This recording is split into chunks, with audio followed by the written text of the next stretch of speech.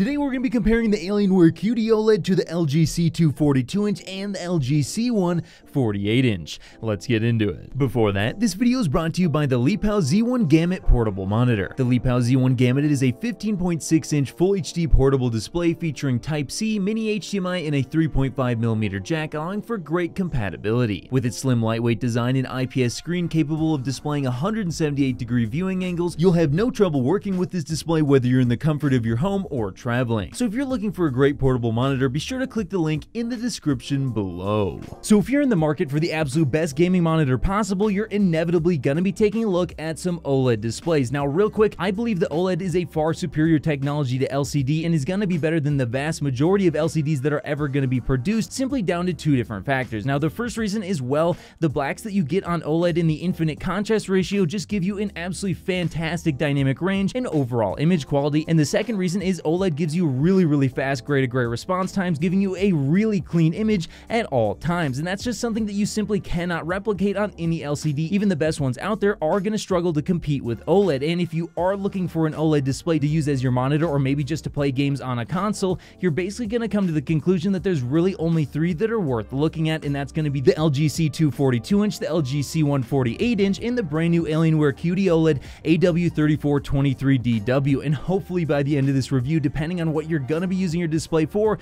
you'll have a great idea of which one you should be picking up. But let's not waste any more time. Let's go ahead and take a look at the specs, and then we'll talk about stuff like the response time. So first of all, taking a look at the Alienware AW3423DW QD-OLED display. This thing has a resolution of 3440 by 1440 on a 34-inch display. It is FreeSync/G-Sync compatible. It has a refresh rate of 175 Hz. In terms of its HDR capabilities, it is a 10-bit panel, and it has been certified for HDR 1000/400 True Black, depending on what you go ahead and toggle within the OSD. Now, the panel that it uses is a brand new Quantum Dot OLED developed by Samsung, and its contrast ratio, since it is OLED, is infinite. Now, apparently, according to Alienware, the gray-to-gray response time is 0.1 milliseconds. It has a DCI-P3 coverage of 99.3%, and in terms of its connectivity, it has 5 USB 3.2 Gen 1s, 1 audio line out port, 1 headphone out port, and a standard power cable, thank God. Now, moving on to the LG C1, you know it, you love it. It's got a resolution of 3840 by 2160. It is a 48-inch display. It is FreeSync/G-Sync compatible, has a refresh rate of 120 Hz, and in terms of its HDR capabilities, this is a 10-bit panel, and I would classify it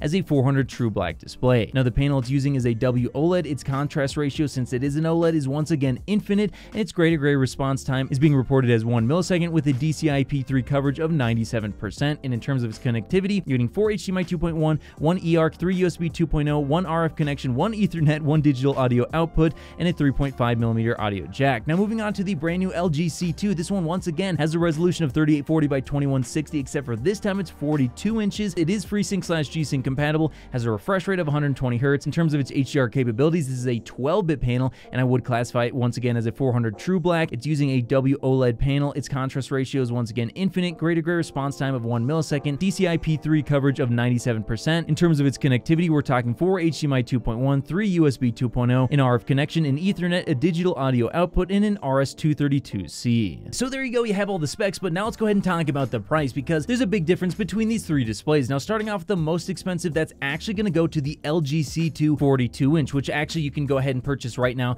for $1,350 over at Best Buy. Now, the second most expensive is going to be the Alienware QD-OLED, and this one you can purchase for around $1,300 over on their website. And then finally, the actually cheapest display you can go ahead and buy that's going to be an OLED that's actually good to use for something like PC gaming is going to be that LG C1 48-inch, and I have seen this thing go for as low as $880 depending on what retail store you go ahead and take a look at. So yeah, you can definitely get the LG C1 for much cheaper, and that's definitely going to make a big difference when I go to my recommendations. But now let's go ahead and talk about the size, because obviously these three displays are very different when it comes to their size. Now, the Alienware QD-OLED is definitely the most manageable at 34 inches. I don't think really anyone's going to have an issue using that as their main display. Now, the second most manageable is definitely going to be the LG C2 at 42 inches, and honestly, guys, I think that's probably close to the upper limit of what most people are going to be willing to accept to put on their desk. And in fact, guys, I couldn't even fit it on my desk, which is a 72-inch desk, because I have my computer to the right and I have like all my sound stuff to the left. So with the feet, I couldn't even fit the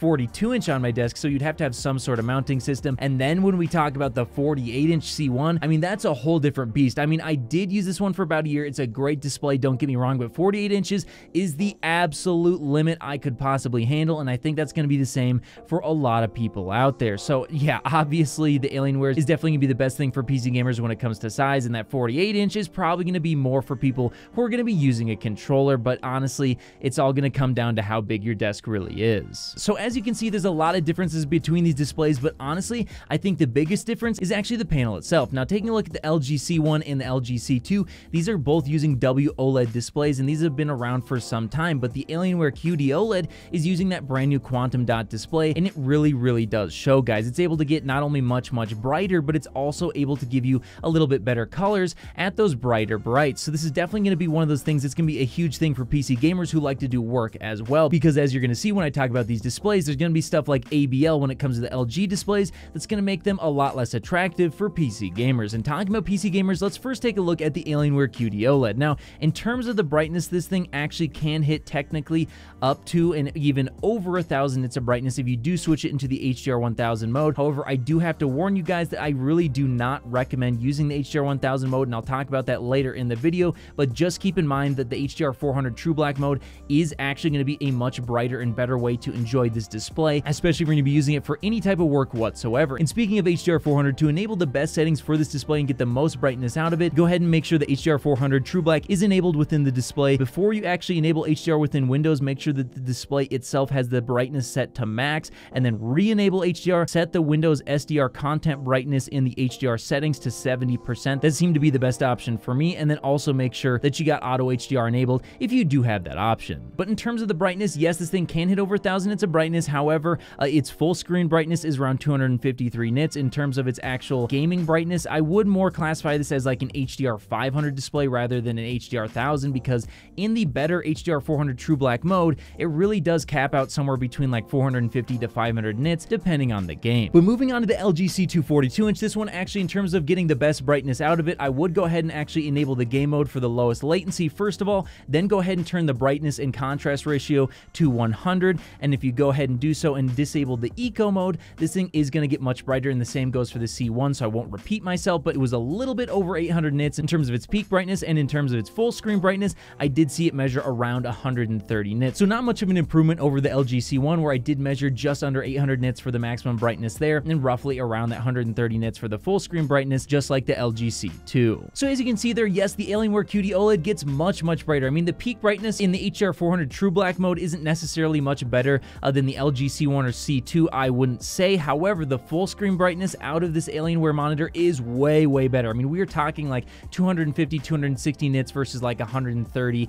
maybe 140 at best out of the LG displays. So yeah, you're talking like double the amount of brightness in full screen, and trust me guys, if you get your settings right, you can really notice it, and that's going to be a huge deal for PC gamers who are looking for something, like I mentioned earlier, that you can also do work with where you're not getting annoyed by the auto brightness limiter, because I do want to talk about that real quick. The auto brightness limiter on the LG displays is pretty brutal. Honestly, I found it very distracting at times. Now, when you're gaming, it's not an issue whatsoever. I basically never ever once saw it pop up, maybe like once or twice in a year of using it. I actually saw it to a point where it was actually annoying me. However, when I was using it to like edit clips and bring up Word documents and stuff like that, and I'll go ahead and show you some clips here, you might not be able to see it real well, but in person, yeah, it's very distracting. It goes from being very bright in a small window to being actually quite dim for a display when you put it in the full screen for the LG displays, whereas with the Alienware, I thought it was actually pretty decently bright no matter what size the window really was. So the Alienware monitor is definitely going to be better for people who are going to be doing work. Now, moving on to the actual response times of these three displays, I actually did go out and purchase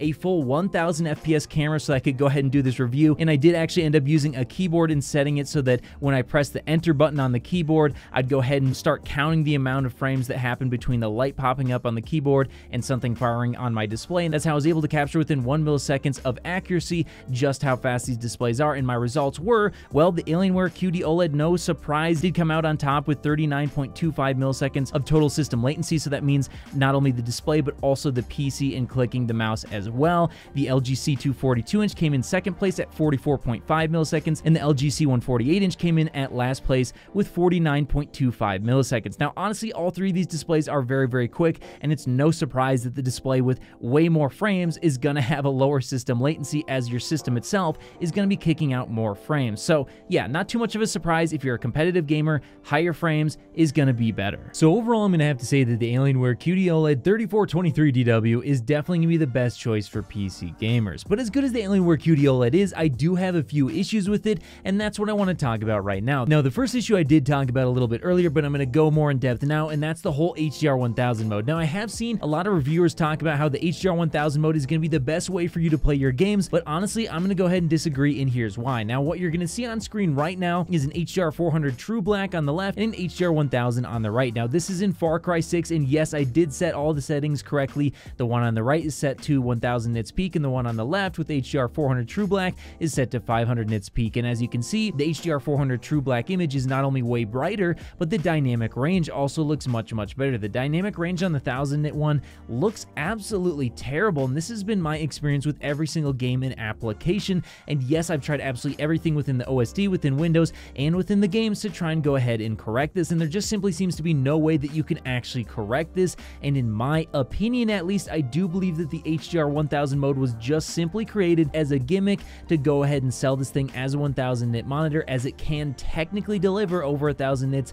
if you go ahead and use measuring tools in this mode. But as I talked about in my experience with games, it actually looks far worse, and it's really just a gimmick. And I do highly recommend that if you get this monitor, keep it in the mode that it ships with. They ship it this way for a reason. Keep it in HDR 400 True Black. It will look much better at all times, especially on the desktop, where it's going to be like 2 or 3 times as bright as the HDR 1000 mode, which again just looks awful. Now, the other issues I have with this are it does have some sort of weird subpixel layout that's more of a triangle layout, so there are going to be some times where you see, like at the edges of text or something, a little bit of a green or maybe a red hue, and that could be an issue for people who are doing very color critical work. The other issue I've seen is it does have some sort of bizarre coating on it, or maybe lack thereof a coating that makes it really reflective to lights and makes the screen look terrible in really bright environments. So if you're using this, make sure you don't have any lights behind you, as you're definitely going to notice it. And the final thing that I saw as an issue on this monitor is actually a few times they did pop up with some messages saying that it needed to do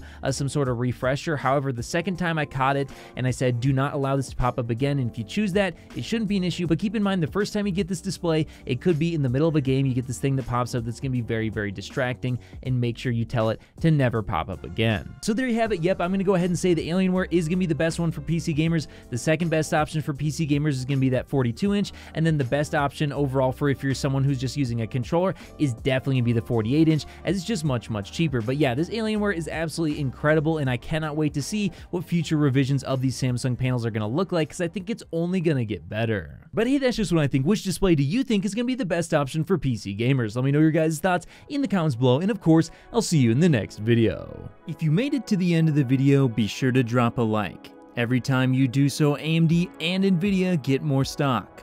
Also, if you want to see more, click here. You won't be disappointed.